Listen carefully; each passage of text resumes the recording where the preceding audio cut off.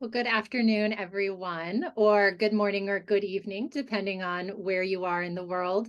My name is Ann Kinseth, and I am the Director of Education here at the Meadows Museum in Dallas, Texas. And I'm so happy that you've all chosen to take a moment of your day to join us for our Further Afield virtual talk. So Further Afield virtual talks provide broader social, political, economic, and historical context for works of art in the Meadows Museum collection. And this fall, the series focuses on childhood in Spain from the early modern period to the early 20th century. So before I get started, I have three quick notes. The first is just a reminder to please keep yourself on mute throughout the presentation today. The second is just calling your attention to the fact that we are recording today, and it's our hope that technology cooperates and that we'll be able to post this to the museum's YouTube channel at some point in the future. Finally, I'm going to invite everyone to use the chat box throughout the presentation to share any questions you may have. But we will hold questions until the end, at which point I will be reading the questions for our presenter, or if you really feel like it's easier to answer or ask your question by unmuting yourself, you'll have an opportunity to do that then. So it is my pleasure to now introduce Anna Kathryn Kendrick. So Anna Kathryn Kendrick is a clinical associate professor of literature and director of global awards at NYU in Shanghai. Kendrick's research brings together Spanish literature and intellectual thought with the history of education and child study. Her work has been published in the Modern Language Review, the Bulletin of Spanish Studies, and Global Studies of Childhood. She holds an MPhil and a PhD from the University of Cambridge, where she was a Gates Cambridge Scholar, as well as a BA from Harvard University. Her PhD was awarded the Association of Hispanists of Great Britain and Ireland Prize for Best Doctoral Thesis in 2015, and the resulting book, Humanizing Childhood in Early 20th Century Spain, received the MLA's 2021 Catherine Singer Kovacs Prize for an outstanding work in Spanish and Latin American studies. I am beyond thrilled that she's accepted our invitation and joins us today from Spain to deliver a talk that she's titled Redrawing Childhood in Spain, from Sorolla to the Spanish Avant-Garde. So welcome, Anna Kathryn Kendrick. Thank you so much. And can everyone hear me all right? Audio good? All right. Wonderful. Well, thank you so much, Anne, for the invitation, and the entire Meadows Museum for this invitation. I'm really happy to be here, virtually, of course. I hope one day in person. And couldn't think of a more apt place to present my own research on the history of childhood and its cultural representations in Spain than this, in this exciting year of coinciding exhibitions and so on. So this is in fact the year of the 2023 Sorolla centennial, 100 years of Sorolla's death.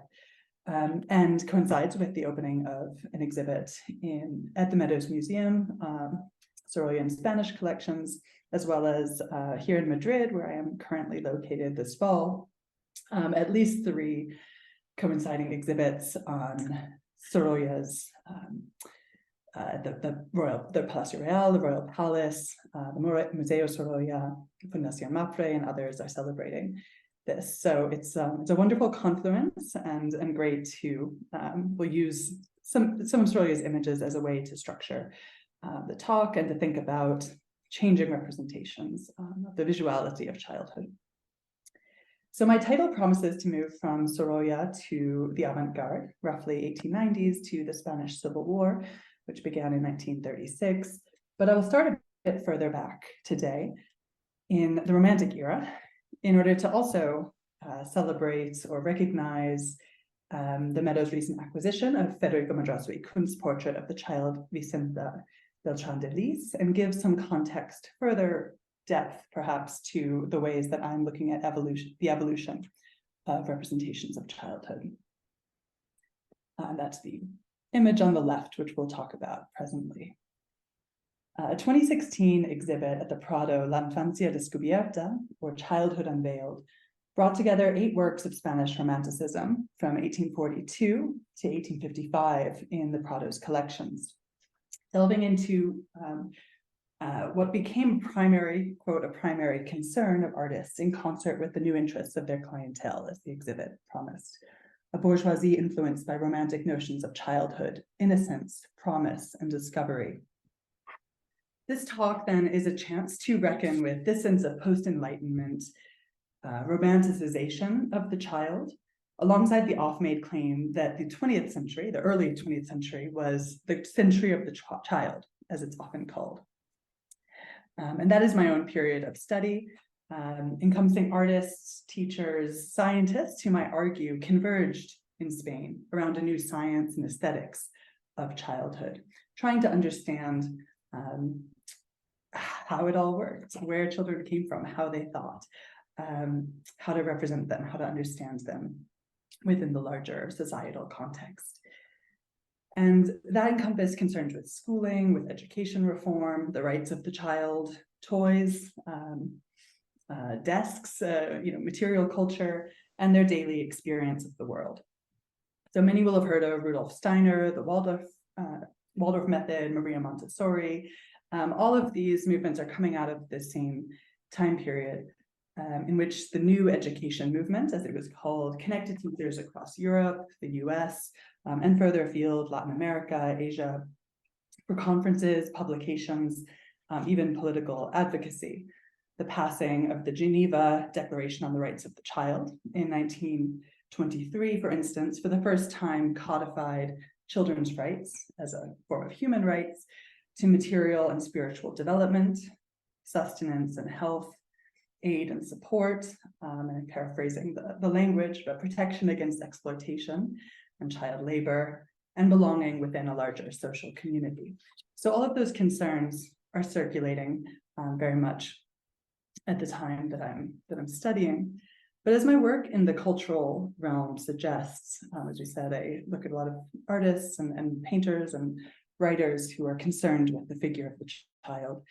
This was also a movement and a moment that unpacked and humanized the child, not simply as an abstraction, but as a human being, as never before. From childhood stilled on canvas, you see on the left, as one artist described this kind of representation, to a kind of moving, living image like we see in Sorolla, through additional layers of images, arguments, and debates. I'll aim to show in our brief time together that childhood in Spain has its own emotional and aesthetic history, in line with the historian Philippe Ariè's 1960 notion of a social history of childhood, one which is consciously constructed, debated, and furthered, which comes to be, in a sense, at a certain point. So my own form of working, although I work very much with visual sources, is primarily text-based, literary. And so I want to start with a quote, which may be familiar to some of you, Antonio Machado's "These Blue Days and This Sun of Childhood," which he drew from the poet Leon Felipe, adapted as, we don't know exactly what he was thinking as he wrote this, but which was found in his pocket after his death, having crossed the border into France several days later in 1939, fleeing the Spanish Civil War as an exile or refugee. And he's buried there in Collioure, France. Childhood functions in his work across his oeuvre, not simply in this fragment, as an aesthetic inspiration, a holy and reverent space of memory that casts a light onto the present. Machado, who is one of the most influential figures in Spain's early 20th century, was a committed educator, a teacher. That's how he earned his daily bread in various cities across Spain over the years, and a staunch defender of the Spanish Republic in the 1930s. And Machado, like Sorolla, helped shape in this kind of language and vision the sense of celebratory renovation that I'll focus on in the second part of this talk. It's a sense of lightness that complements a playful joy in childhood that one also finds in the stories and poems of figures like Juan Ramón Jiménez, who similarly may be familiar to some of you. This is Sorolla's painting of Juan Ramón Jiménez, which hangs in New York. And Jiménez's work, Platero y Yo, is a prose poem in the first person, written in the voice of a child about their donkey, their wanderings through the landscape. And it brings a new sensorial and subjective sensitivity to the literary depiction of childhood experience. And interestingly, he didn't actually write this for children. It was published essentially for children and marketed to them, but he meant it in a much broader way, which I think speaks to the way that childhood and these memories and experiences become connected to a wider effort, a wider aesthetic impulse at the time. So while I won't focus specifically on the work of Machado or Jimenez in this talk, I want to bring them in, and these are works from roughly the 19-teens, because they're a kind of generation that is foregrounding the progressive renovational work that I'm interested. So how do we get here from the romantic vision of childhood that we see in some of the images like that of Vicenta to the more inner-looking poetic view in Machado by 1939. So I'll begin with the first section looking at romantic portrayals of childhood as a kind of context or background. Then we'll look at a view focused around Sorolla in conversation with poetry. And finally, a discussion, the slightly more theoretical debate on modern art in connection to childhood in the work of a critic named Manuel Abril. So the background here is this discovery of the notion of childhood, so to speak, in the 19th century. And Federico García Lorca's portrait, which is at the Meadows, is at the absolute heights of that genre, inheriting the kind of play and personality that we find in artists like Velázquez or Murillo, but very much still within a frame of formal portraiture. So Federico García, who was a leading artist at that time, was commissioned to paint a full-length portrait of, quote, of a granddaughter of Bertrand de Lis, known as Vicentita, in 1845. The Meadows' description of the work speaks of how the rendering of material breathes life into the work, emphasizing the role played by fabric and background. Thick skirts, quote, recall a millefeuille and lend a pointed decadence to the outfit, echoed by the elegance of her ruffled off-the-shoulder sleeves. The final flourish is the beautifully rendered pink silk bow at her waist. The marble statue of a woman on the patio both balances the ivory waves of Vicenta's skirts and the tile beneath her, while at the same time foreshadowing her impending womanhood, end quote. Wrapped like a confection, noble and adored, she's clearly her own person, but within a very clearly defined frame of family, of context, of literally portraiture. Other works from this immediate decade or two emphasize such a depiction. Here's another work by Madrazo that's at the Prado, which I was able to walk by and have a quick glance at the other day, which was lovely. Or comparable portraits, such as that by leading portraitist Antonio Esquivel, a simpler, less ornate depiction of a girl, similar in age to Vicenta, serious, composed, and dignified, similarly grasping a plaything, a kind of concession to childhood, perhaps, and situated also at a transitional space between interior and exterior, between perhaps childhood and maturity. Others depart much more radically from this model, such as the same painter, Antonio Maria Esquivel's Raimundo Roberto and Fernando Jose, which is at the Prado, as well as the Prado itself describes the work as manifesting liberal ideas based on Rousseauian roots. Jean-Jacques Rousseau, who wrote the work Emile, was very, very influential on this idea of a liberal or a free mode of raising children that influenced various pedagogies through the 19th century.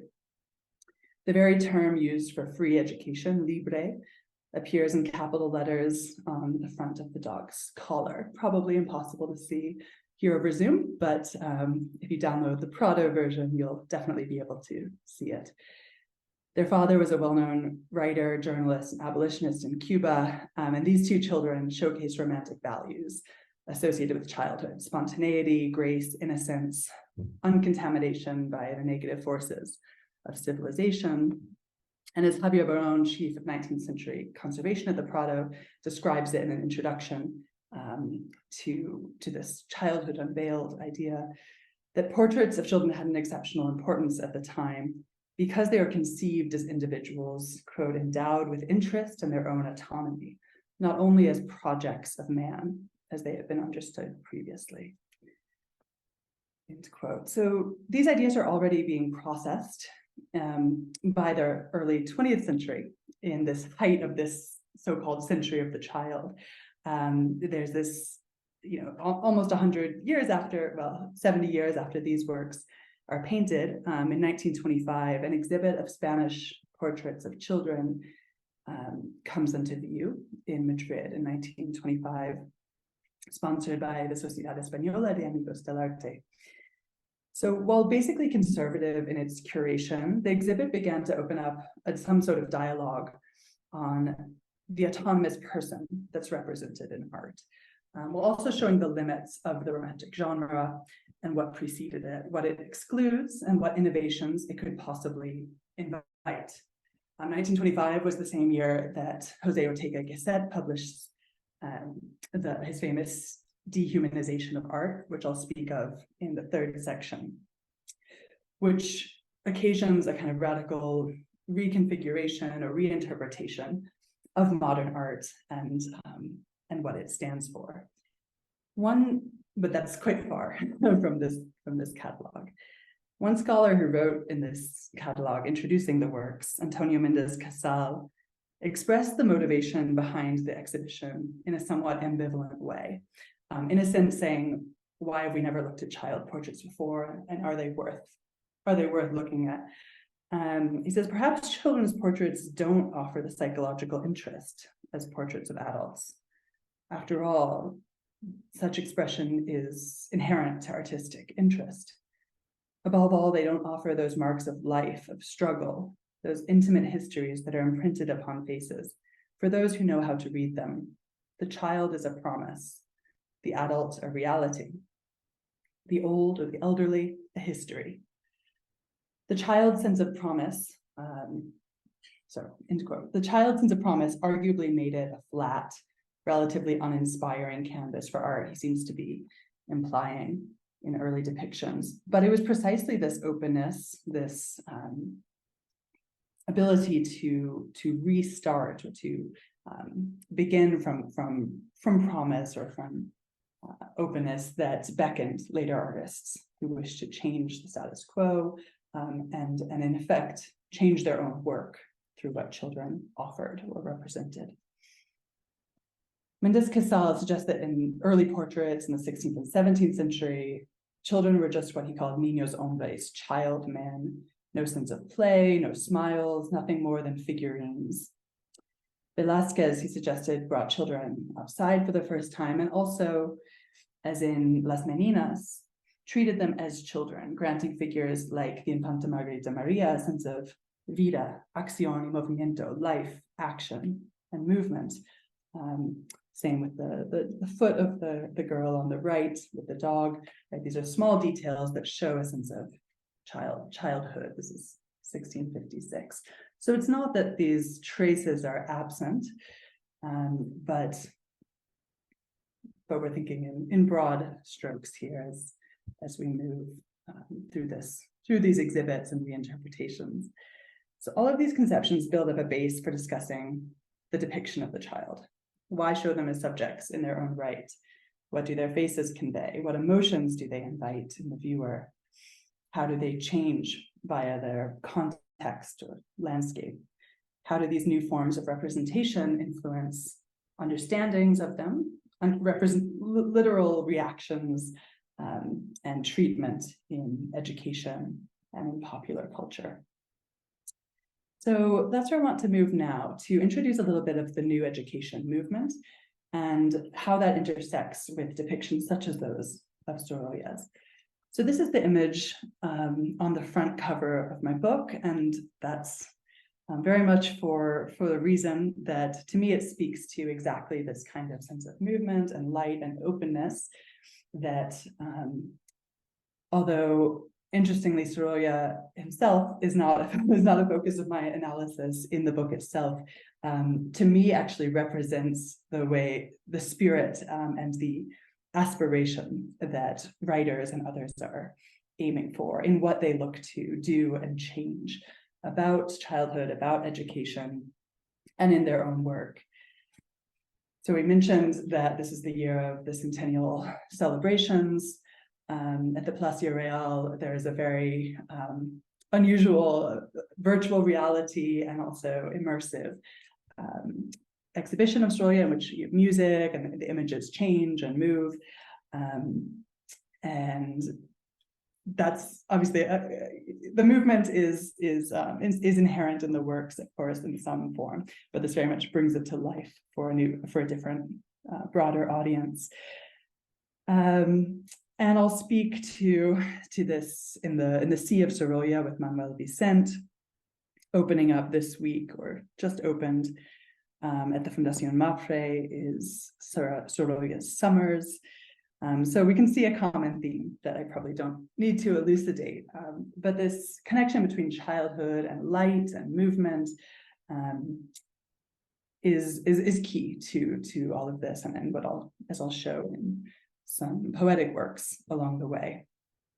The contemporary writer Manuel Vicent, whom the Sorolla Museum commissioned to celebrate Sorolla's centenary this year, has written of Sorolla as being alien to the avant-garde.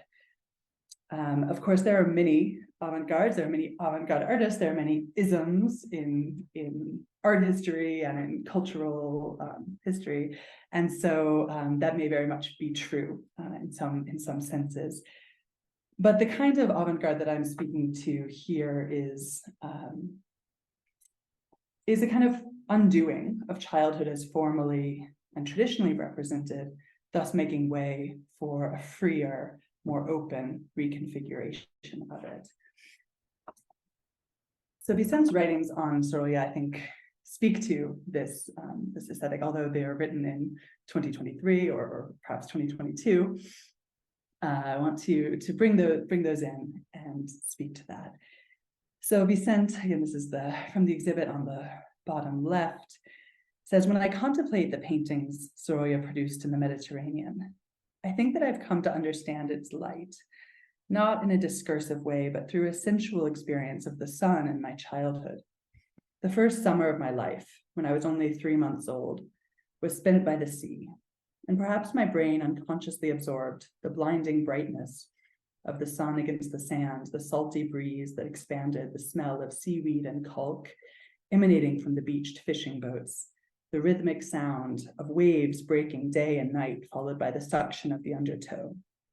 The sun would extend its slippery and iridescent light on the pink flesh of my wet skin, the same light that only Sorolla's brush has been able to capture on other naked children on the beaches of Valencia.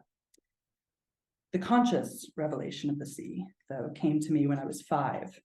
It was a joyful discovery that I have not forgotten. I do not recall experiencing the sense of its immensity, but rather a feeling of wild freedom and happiness amidst the roar emanating from its light.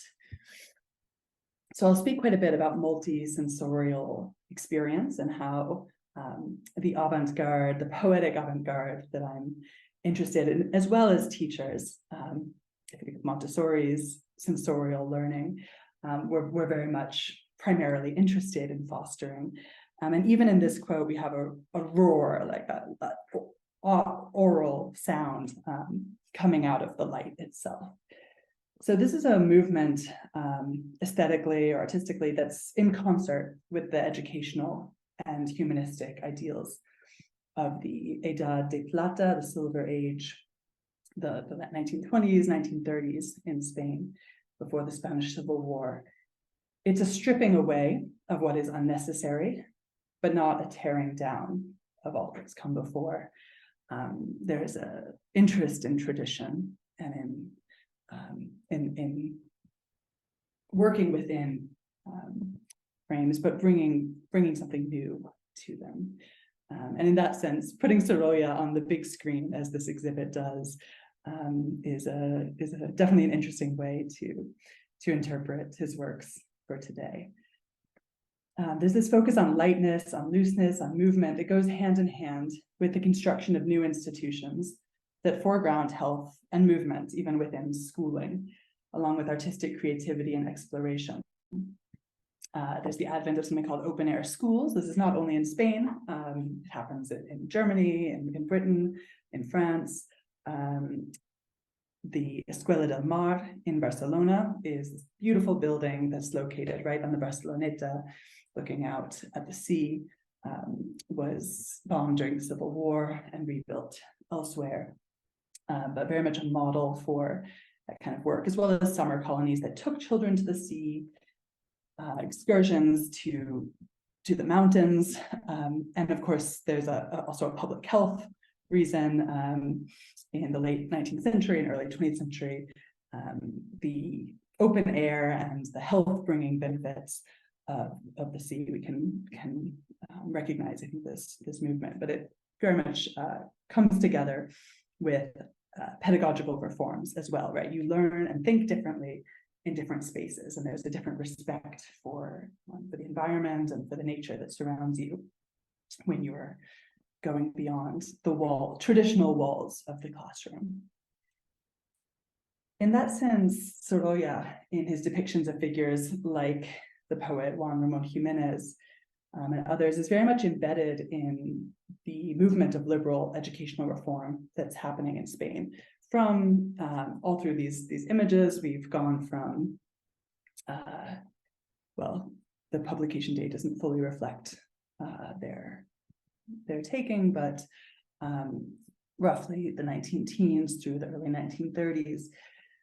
And this is a spirit that was inherited quite clearly by many figures of the Spanish avant-garde who would have known personally, and in fact been engaged with and involved with this education reform. So this is the movement, the institution called the Institución Libre de Enseñanza, the Free Institute of Education, which was founded in 1876 in reaction to religious and political restrictions.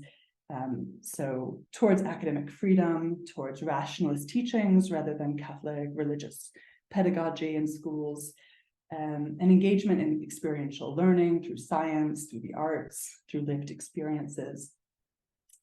And this is on the top right is Sorolla's portrait of Giner de los Rios, one of the founders of the Free Institute of Education.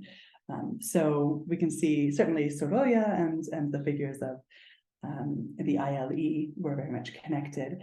And that goes on to a new generation, as we see below Giner, Lorca in the middle, the famous poet who was killed at the beginning of the Spanish Civil War, who lived at the Residencia de Estudiantes in Madrid, part of this larger institution, along with Dalí, with the filmmaker Buñuel, with various other well-known figures of the time.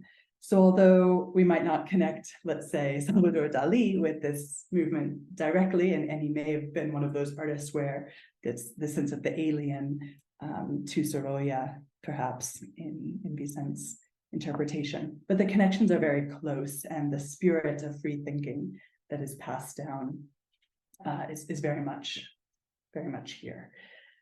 So one thread that I particularly pick up on in all of these works is a focus on even the term vida, life, also vitality.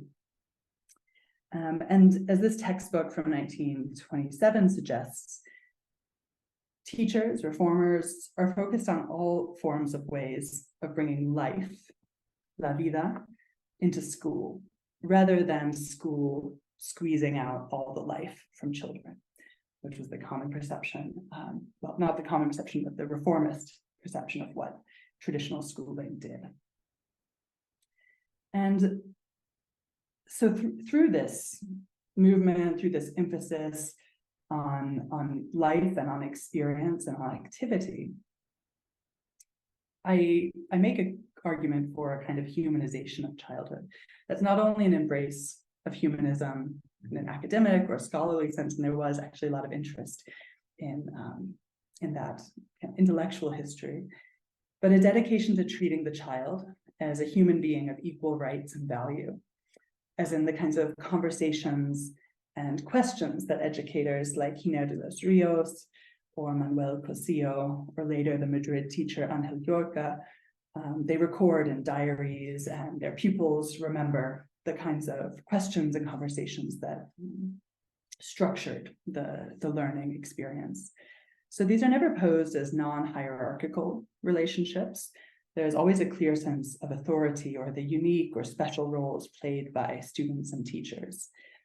But it's one founded in respect for the integrity of children's developing minds, for their own different but inherent senses of logic, for their expansive and all-embracing psychological and perceptual views of the world.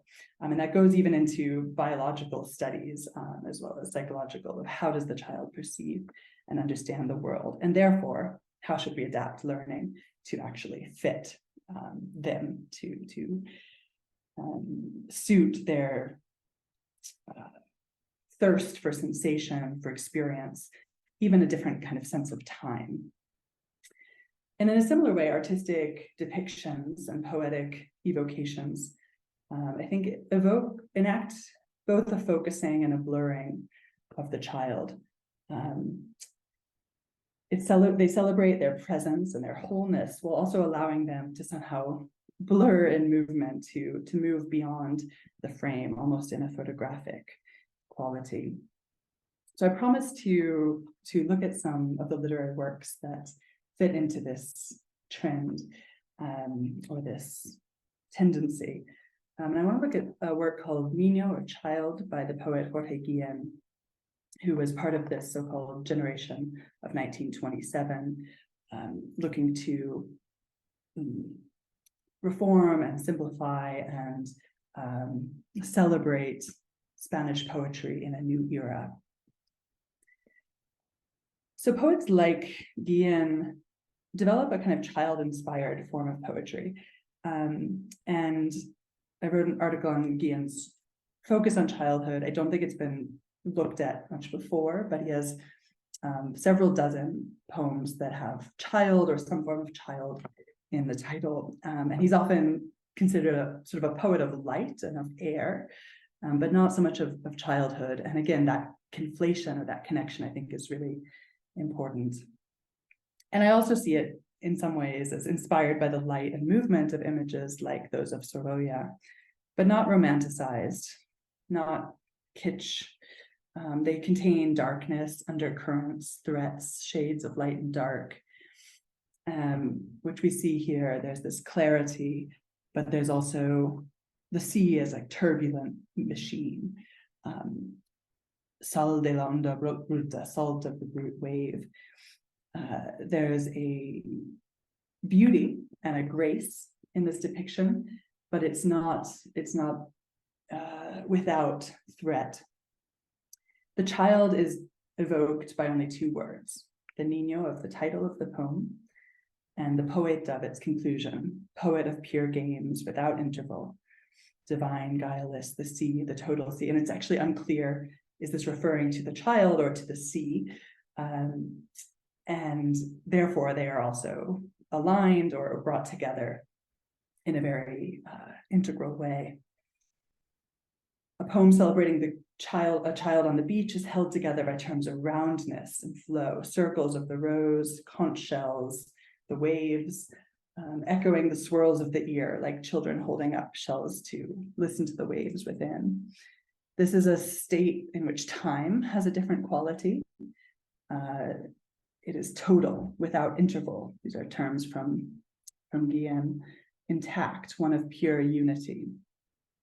The same year that this poem was published, the Spanish philosopher Manuel García Lorca wrote of the idea of a mundo del niño, or a world of the child, which was a perceptual understanding he borrowed from Dewey in the US, and is characterized by fluid passages of time, in which for the child, ser es ser presente, he says.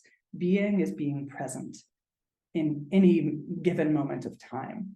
And this kind of existential presence is, I think, really in line with Guillén's way of looking at the world. He writes in a poem called Más allá, or Beyond, of being physically and mentally present. Soy más estoy, he says. I am, more than that, I am here. I breathe, the air is deep. And so both immediate and abstract, the child exists here beyond time and space. And it accords with a view of childhood as being a state connected to, but wholly different from that of adulthood, one which deserves its own attention, but does not infantilize the child, as we see in the inclusion of a work by Guillén in an anthology for children published in the 1930s. So the idea is that children can actually absorb the most complex, or the most, that there's not a division between work for children, work about children. It's just about art and experience. And all of this stretches their minds and their ways of thinking. In this sense, the very notion of poesia pura, or pure poetry, the term applied to works in this movement that transforms Spain's so-called Silver Age, becomes its own form of effort to reduce language to its essentials, or, as the poet Carmen Conde said, to return art to its childhood. She argued in a 1931 book that, again, this is very connected to a kind of Spanish Republic democratizing movement to bring education and learning to a wider Spanish public. But she's also working in a very avant-garde theoretical frame, thinking about the work of her colleagues and friends and others. So she argues that poetry is essential, lyric poetry is essential to children's minds and development, and should be a part of the new school, La Escuela Renovada. She says, quote, "It is a day held at its meridian," writes Jorge Guillén, meditating on the light, the poet we just saw. She goes on, "It is a day that returns to the dawn," says Juan Ramon Jiménez, the poet of all meridians. "Art returns to its aurora," end quote. What Conde sought to draw out, as both a poet and a teacher, was an immersion in poetic sensibility in the world, rather than dry theories and purely practical teachings. She suggested that poetry could only be approached lyrically, opening a rich new, quote, continent of sensorial experience. That argument was twofold: that poetry gave children insights into culture, but also that the surrounding culture was itself returning to childhood, was being shaped by this art. She said, "Modern art tends toward an eternal aspiration, a return to childhood." So I'd like to close this second part of the talk, in which I'm introducing the connections between schooling and the avant-garde, with a poem that I think connects these two perspectives very well.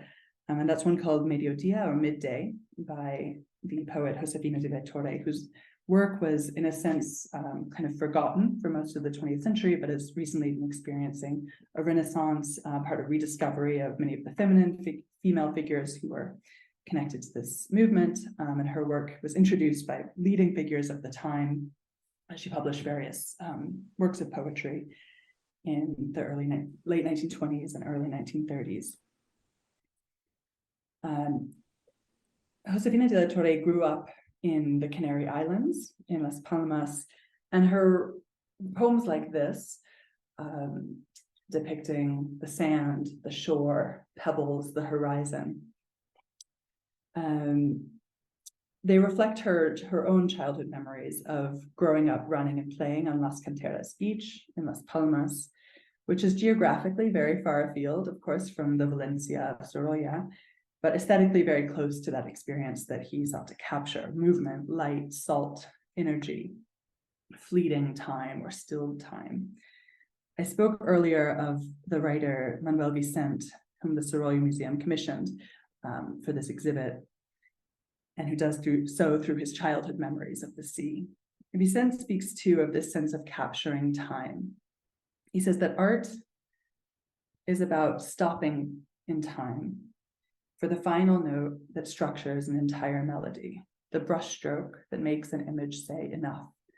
Like the girls in the transparent pink robes walking along the seashore to get into the water, the rhythm of their steps is guided by the cadence of the waves to the point that their figures also become a form of music.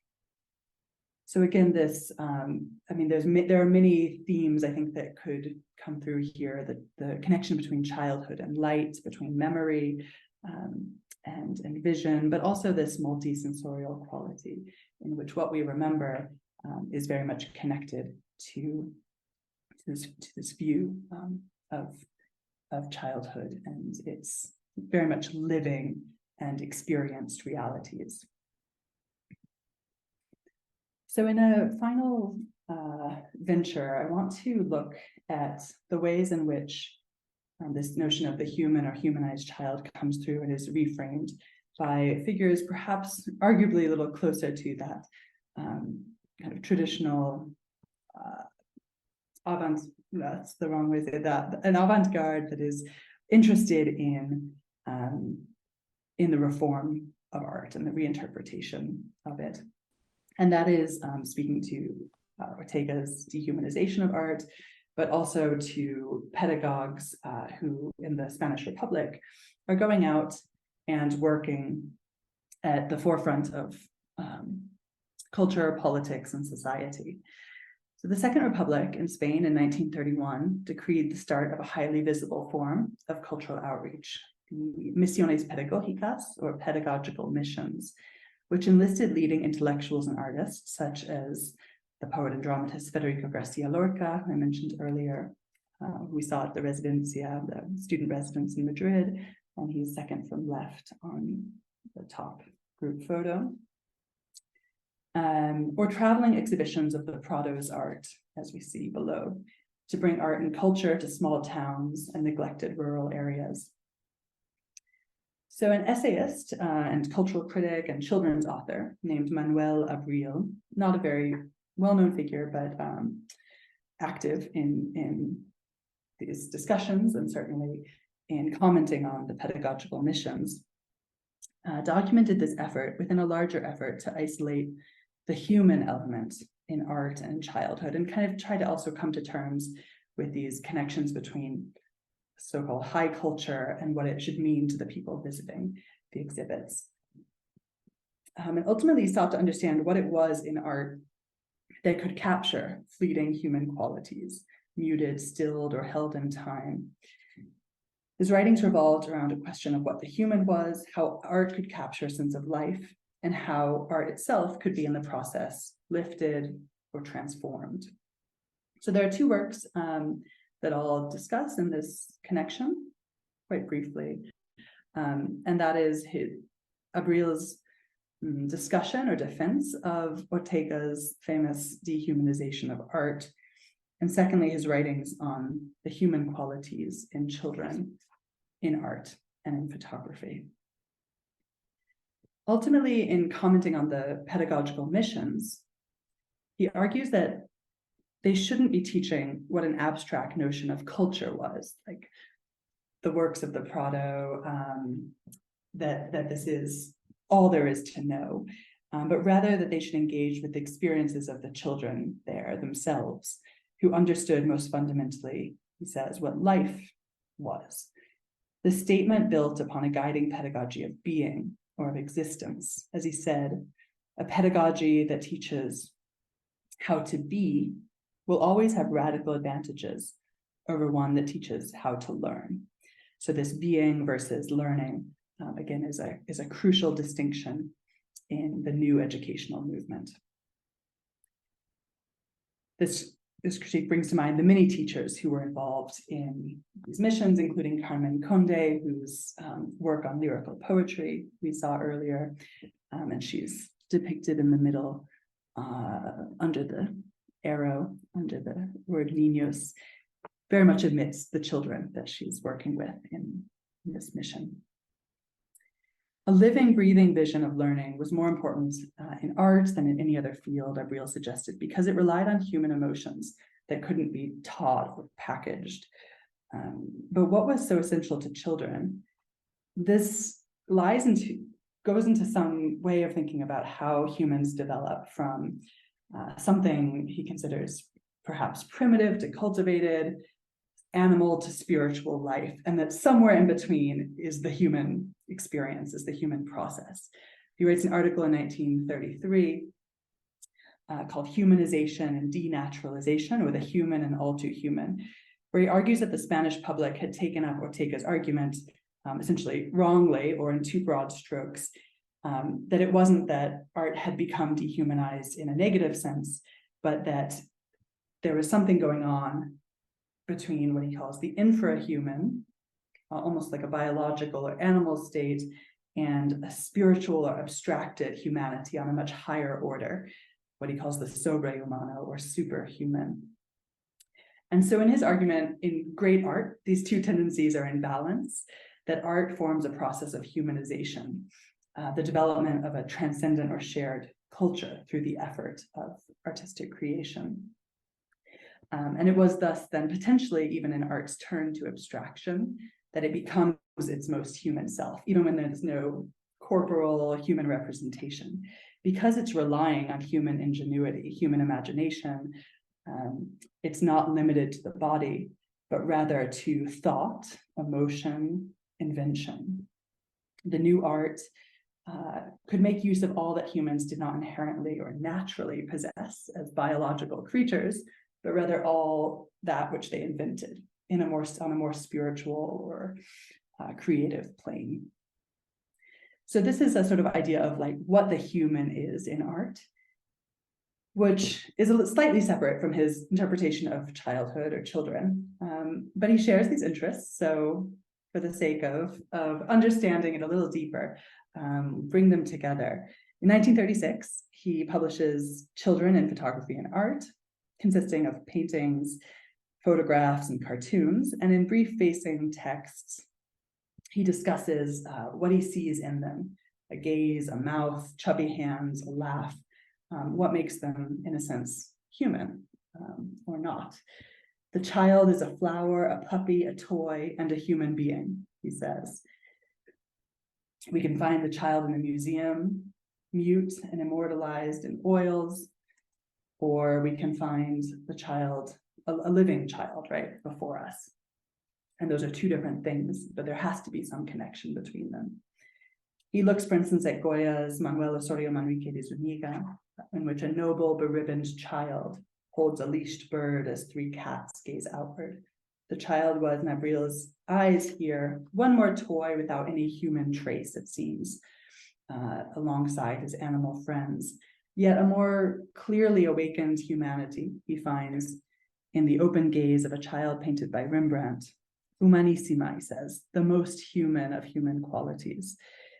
For one simple reason, that the painting captured the soul, el alma, not in life, but in la vida parada, eternizada, life stopped or made eternal.